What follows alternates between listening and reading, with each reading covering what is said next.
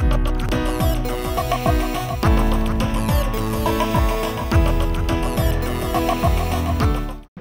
is Dr. Marilyn Christensen, Animal Services Veterinarian for the City of El Paso, here with your vet message of the month. Today I'd like to talk to you about what it is required to keep your dog, cat, or ferret as a legal animal in the City of El Paso. This will vary in different jurisdictions. Just check with your animal control or with your city manager to find out what's required where you live. In El Paso, the first thing that we look at is the rabies vaccine. Every animal, dog, cat, or ferret over the age of 4 months is required to have a rabies vaccine. The first one's good for a year, the second one's good for 3 years. The rabies vaccine is important not only for the health of your animal, but to our health as well. In the event that your dog or cat goes out in the backyard and happens to come across an animal that is rabid, there's the potential that if they came down with the disease that they could spread it to a family member. If your pet bites a neighbor, whether it's his fault or not, it's much easier to say, look, I have a valid rabies vaccine, and to do your home quarantine rather than have to have the animal come to the shelter for an extended period of time. They aren't required to wear a tag that indicates they've had a rabies vaccine, only that you have the rabies certificate.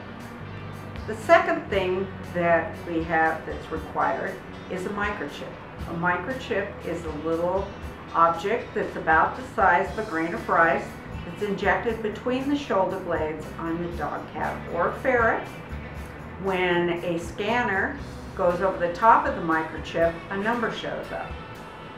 What your job is to remember that it's just a number. It's not your name, it's not your address. That information is registered with whichever company you get your microchip from. So when you move or when you change telephone numbers, you're going to want to change that information. The third thing that you need is the license. This is a city license. Think of it as the license on your car. It's renewable yearly. In order to get that license, you need to have the first two. This is one more way to get your dog or cat back to your house.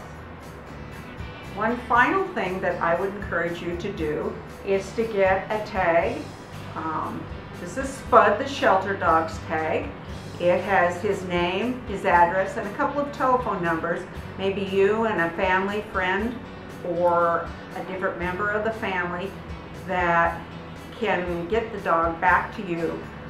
If your dog's lost, all the people that find your dog only have to read on the tag where he lives and get him back to you without coming into our shelter. So remember, the three things that you're going to want to do are have the rabies vaccine, have your animal, dog, cat, or ferret, microchipped, and then get your license and renew it yearly. Remember to change your address on your registration for your microchip if you move or you change telephone numbers.